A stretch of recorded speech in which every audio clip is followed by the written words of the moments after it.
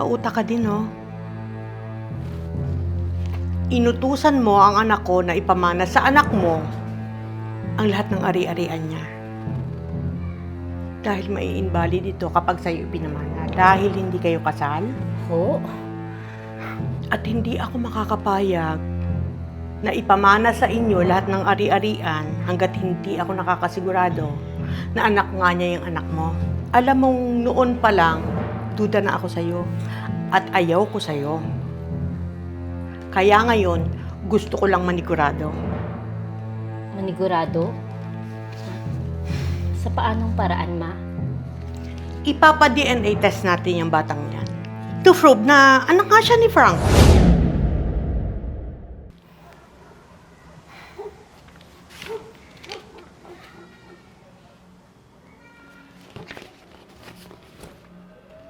Nabasa ko ang last will and testament ni Frank na anak ko. Na sa anak mo ipapamana lahat ng ari-arian niya. Mauta ka din, no? Inutusan mo ang anak ko na ipamana sa anak mo ang lahat ng ari-arian niya. Dahil mai-invalid ito kapag sa'yo ipinamana. Dahil hindi kayo kasal. Ho? Huwag ka nang magmaang-maangan na hindi mo alam ang sinasabi ko. Alam ko ito na yung last will ni Frank. At hindi ako makakapayag na ipamana sa inyo lahat ng ari-arian hanggat hindi ako nakakasigurado na anak nga niya yung anak mo.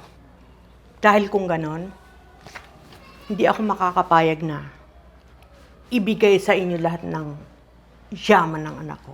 Ma, anak po namin ni Frank si Lucio. Bakit naman po ganyan kayo makapagsalita? Alam mong noon pa lang, duda na ako sa'yo at ayaw ko sa'yo. Kaya ngayon, gusto ko lang manigurado. Manigurado? Sa paanong paraan, Ma? Ipapa-DNA test natin yung batang niya. To prove na anak nga siya ni Frank. Pero, Ma, Ayaw mo? Bakit? Ayaw mong malaman ko yung katotohanan na hindi nga siya anak ni Frank? Ma, anak namin si Lucio. Anak namin ni Frank. Well then, ipa-DNA test natin. Walang mali doon.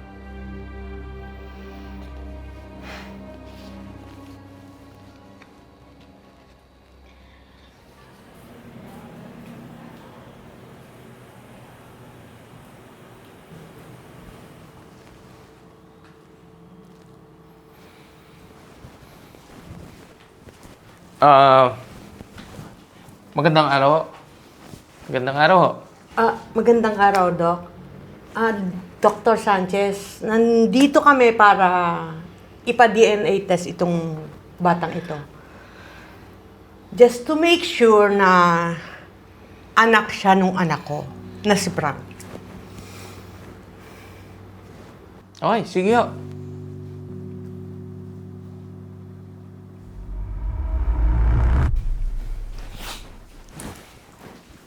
Doc, Mrs. Torre, nandito pa po pala kayo. Doc Sanchez, regarding sa DNA result, DNA result, hindi po yun today i-release. I know, pero nandito ako para operan ka. Na i-negative ang DNA test. What? Alam kong problemado ka ngayon sa pera. Dahil sa sitwasyon ng pamilya mo ngayon. Lulong ka sa sugal, di ba? Kaya alam ko na kailangan mo ng pera.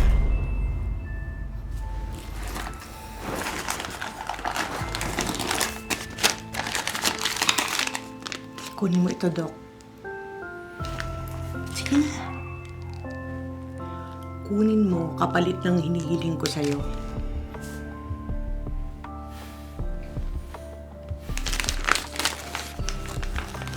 Alam kong hindi mo yan matatanggihan, Dok. Asahan kita, Dok, ha? Pero,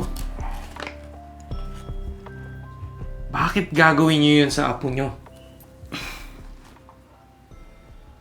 Dahil ayoko ng anumang koneksyon sa kanyang ina.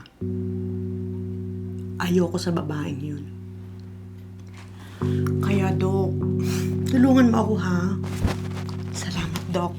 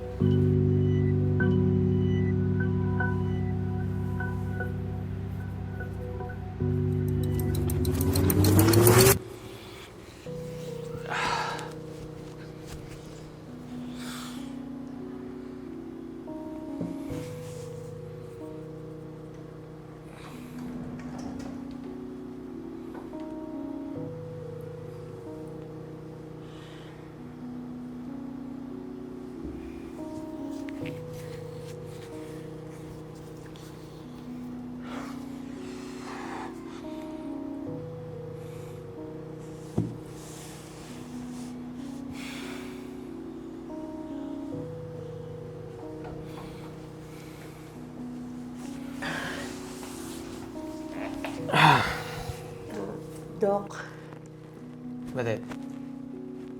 pasensya na po, ha, pero nakita ko at narinig yung pinag-usapan nyo ni Mrs. Torre. Dok, alam kong alam mo kung anong dapat gawin sa mga tulad ni Mrs. Torre. Dok, mali yung hinihingi niya. At buhay ng isang tao ang nakasalalay dito.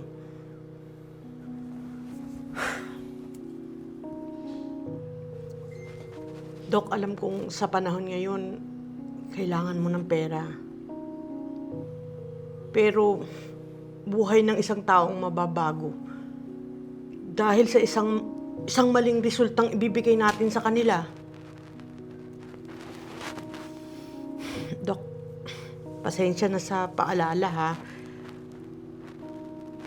Alam ko kasing naguguluhan ka ngayon. Pasensya na po at mauna na po ako.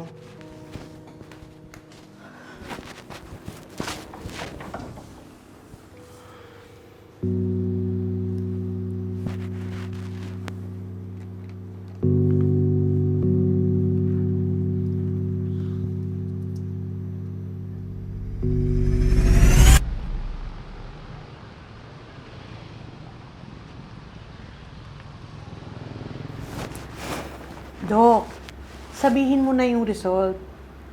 At gusto ko nang malaman kung anak ba talaga ng anak kong si Frank, yung anak nitong si Rose. Ma, Be prepared, Rose. Ito na ho yung result. And according to our DNA lab test,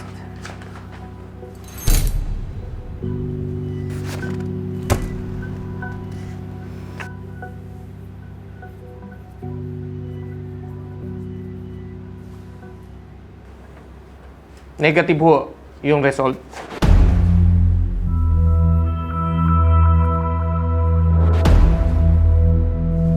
Hindi ho anak ni Mr. Frank Torre, si Mr. Lucio Torre.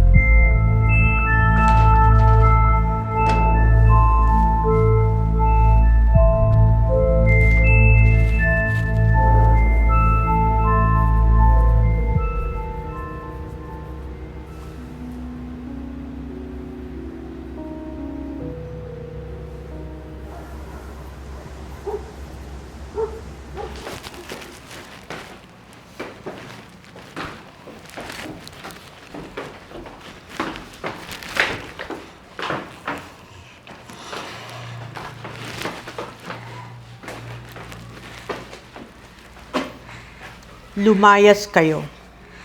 Ma, mali yung resulta. Apo niyo po si Lucio. Anak po namin siya ni Frank, ma. Anak po namin ni Frank si Lucio. Rose, hindi nagsisinungaling ang DNA test. Baka ikaw yung sinungaling. Nagawa mong lokohin yung anak ko nung nabubuhay pa. Ipinaako mo yung batang hindi naman kanya. Ilang taon mo kaming niloko. At ngayon gusto mong kunin yung ari-arian ni Frank gamit yung anak mo.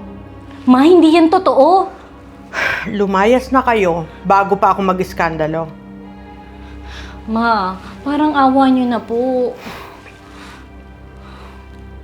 Lumayas na kayo. Wala na kayong connection sa pamilyang ito at sa ari-arian ng anak ko. Ilang taon din kayong nakinabang. At ngayon na yung katapusan nyo. Umalis na kayo.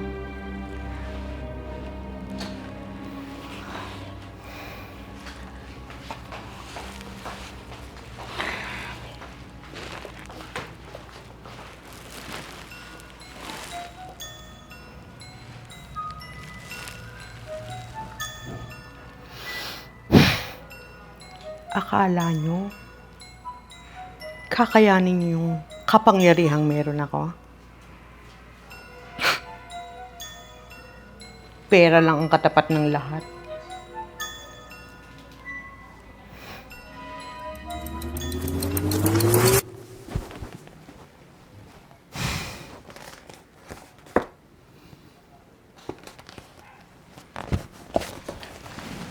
Batet. Ano yan? Resignation letter, Doc. Magre-resign na ho ako, Doc. Di kayang lunukin ng konsensya ko yung ginagawa niyong panloloko, Doc. Di kaya ng konsensya ko na makakita ng taong nasisira ang buhay dahil sa pagiging greedy niyo sa pera. Doc, makonsensya ka naman sana sa ginagawa mong panloloko. May karma. Hindi man ngayon, pero Doc, darating yun sa panahong hindi mo inaasahan.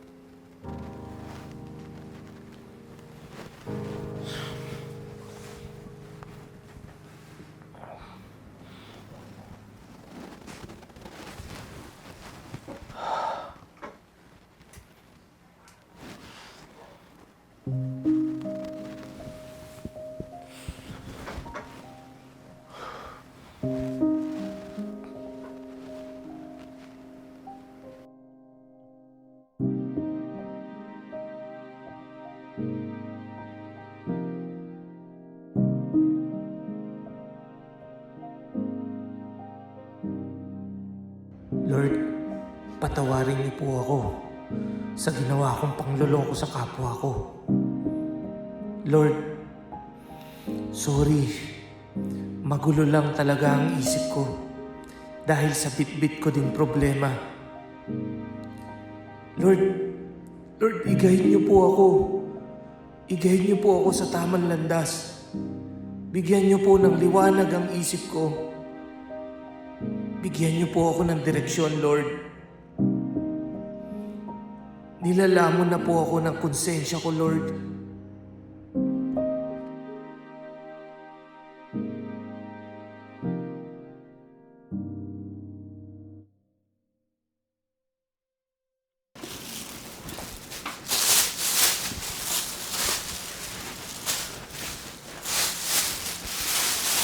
Miss Torre. Dok? Miss Torre. Dok, ano pong ginagawa niyo dito sa amin? Mrs. Torre. Mrs. Torre. Mrs. Torres, sana po mapatawad niyo ako. Mapatawad niyo ako sa ginawa ko sa'yo at sa anak mo. Patawarin niyo ako.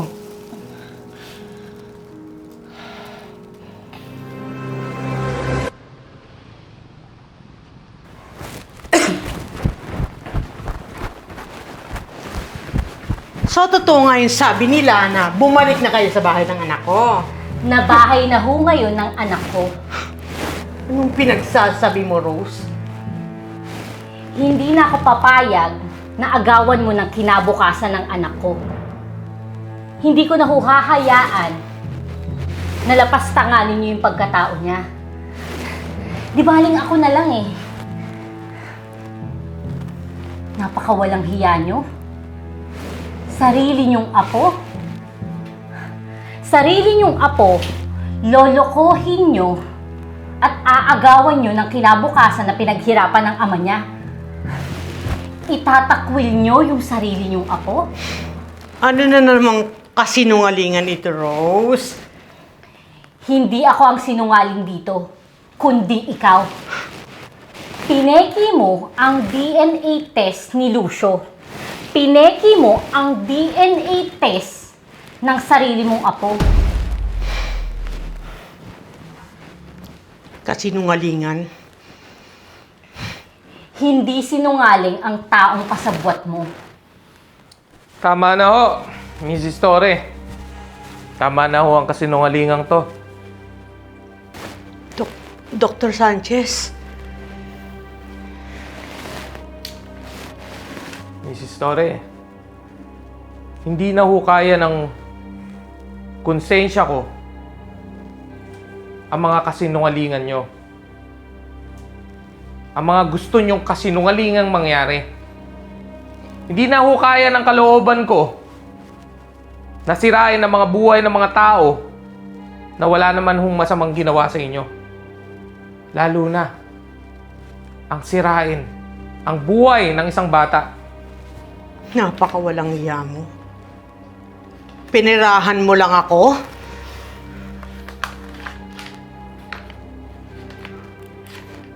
Ito ho yung pera nyo. Ito ho yung binayad nyo sa akin at ibabalik ko ho ng buo. Sa inyo ho yan.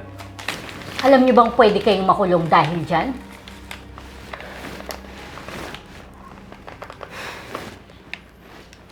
At handa ho ako sa resulta ng ginawa ko. Handa ho akong makulong para sa katotohanan. Rose, patawarin mo ako. Ayoko makulong. Patawarin mo ako. Pinapatawad ko na po kayo. Pero, hindi na ako magpapaka-plastic pa sa inyo. Masakit para sa akin bilang isang ina ang ginawa nyo kay Lucio. Mas mabuti na lang kung lumayo na lang ho kayo kaysa manatiling sariwa yung sugat na iniwan nyo sa amin. Makakalis na ho kayo? Patawad, Rose.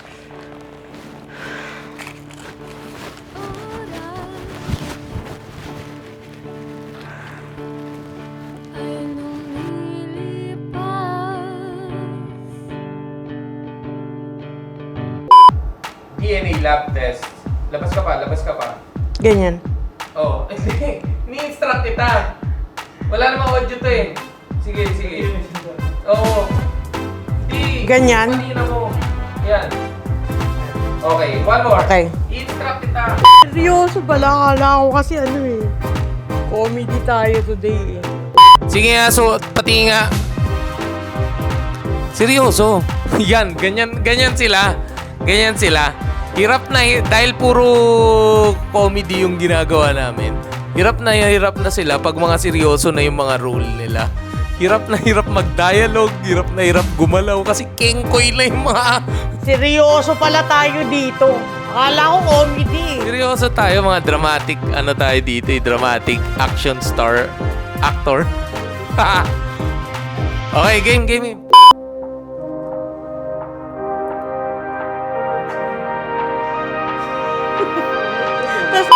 Patawarin niyo ako.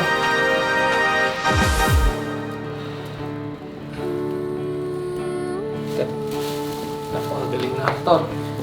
One take.